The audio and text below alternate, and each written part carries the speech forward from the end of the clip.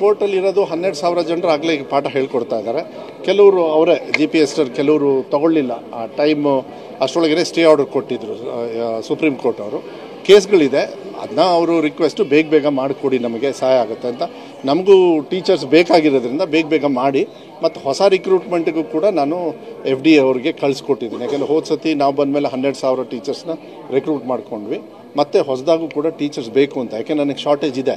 But ಅಷ್ಟರೊಳಗೇ for the first time ಹೋದ ಸತಿನೂ ಕೂಡ ಈ ಸತಿನೂ ಕೂಡ ಸ್ಕೂಲ್ ಸ್ಟಾರ್ಟ್ ಆಗೋಷ್ಟಿಗೆ ಗೆಸ್ಟ್ ಟೀಚರ್ಸ್ ಕೊಟ್ಟಿದ್ದೀವಿ 45,000. ಇನ್ನೂ ಕೆಲವು ಅವ್ರಿಗೇನಾದ್ರು ಎಕ್ಸ್ಟ್ರಾ ಬೇಕು ಅಂದರೆ ಒಂದು ಸ್ಪೇರಾಗಿ ರಿಸರ್ವ್ ಇಟ್ಕೊಂಡಿದ್ದೀವಿ. ಅವರೆಲ್ಲರೂ ಕೂಡ ಗೆಸ್ಟ್ ಟೀಚರ್ಸಲ್ಲಿ ಈಗ ಮ್ಯಾನೇಜ್ ಮಾಡೋದಕ್ಕೆ ರೆಡಿಯಾಗಿದೆ. ಬುಕ್ಸ್ ಹೋಗಿದೆ, ಎಲ್ಲದೂ ಹೋಗಿದೆ. ನಾನೀಗ ಐ ಥಿಂಕ್ ಫಸ್ಟ್ ವೀಕಲ್ಲಿ ನಿಮಗೆಲ್ಲ ಬೇರೆ ಒಂದು ಯೋಜನೆ ಇದೆ, ಅದ್ರ ಜೊತೆಗೆ ನಾನು ಕಂಪ್ಲೀಟ್ A to Z ಬ್ರೀಫಿಂಗ್ನ first week or second week before assembly ನಾನು ನಿಮ್ಗೆ ಕೊಡ್ತೀನಿ. ಇಲ್ಲ, ಮಾಡೋಕ್ಕೆ ಕೇಳ್ತಾ ಇದ್ದಾರೆ. ಈಗ ಮೊಟ್ಟೆನೂ ಕೂಡ 6 ರೂಪಾಯಿ ಕೊಡ್ತೀವಿ ಒಂದು ಮೊಟ್ಟೆಗೆ.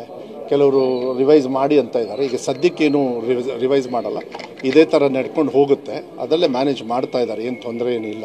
ದುಡ್ಡು ಮಾತ್ರ ಎಲ್ಲ ಅವರು SDMC ಅವರಿಗೆ ಕಳಿಸೋದಕ್ಕೆ ನಾವೆಲ್ಲ ದುಡ್ಡು ನಮ್ಮ ಕಡೆಯಿಂದ ರಿಲೀಸ್ ಮಾಡಿಬಿಟ್ಟಿದ್ವಿ. ಯಾವುದೂ ಪೆಂಡಿಂಗ್ ಇಲ್ಲ. ಶೂಸ್ ಆಗಲಿ, ಬುಕ್ಸ್ ಆಗಲಿ, ಯೂನಿಫಾರ್ಮ್ ಆಗಲಿ, ಟೆಕ್ಸ್ಟ್ ಬುಕ್ಸು, ಮತ್ತು ಯಾವುದೇ ಥರದ ಒಂದಿದ್ರೂ ಕೂಡ ನಾವು ಮಾಡಿಲ್ಲ. ಬೆಳಗ್ಗೆ ರಾಗಿ ಮಾಲ್ಟು ಅಷ್ಟೇ ಕೊಡೋದು. ಕೆಲವು ಕಡೆ ಕಂಪ್ಲೇಂಟ್ಸ್ ಬಂದಿತ್ತು, ಯಾಕೆಂದರೆ ಈ ಮಂತಲ್ಲಿ ಎಲ್ಲ ಅದು ಕರೆಕ್ಷನ್ ಮಾಡಬೇಕು. ಮೇಯ್ನ್ ಟೀಚಿಂಗ್ ಎಲ್ಲ ಈಗ 1 ಜೂನಿಂದ ಹೊರಟೋಗುತ್ತೆ, ನೆಕ್ಸ್ಟ್ ಮಂತಿಂದ ಫಸ್ಟಿಂದ.